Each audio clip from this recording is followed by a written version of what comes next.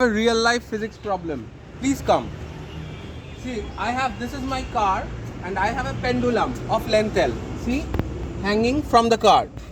Now what I shall do is, I shall turn this car, that means I will go in a circle. Okay. And when I reach a constant speed, I'll release the pendulum. Release means I'll just allow it to take its own form. What it will do is, I think it will shift at an angle.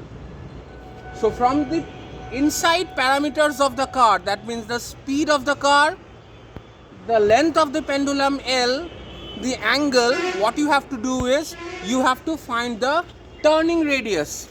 Turning radius means not the turning radius of the car, rather the radius I am moving, right? I am moving through. You have to find the radius of the circle. So just come in. Let's do the experiment. I am starting my car. Okay. See, it's moving. Now Riju release the pendulum. See, it is at an angle. It is at an angle theta. I am not measuring theta, but you can easily measure it. Okay, it's swinging a little bit.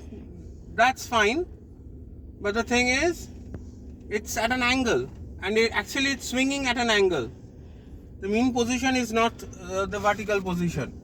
So what you have to do is, you have to find the radius of the circle I am going through from the inside parameters of the car. Since speed is given 7 kilometers per hour, so take that as V, take length of the pendulum as L, okay, and take this angle as theta.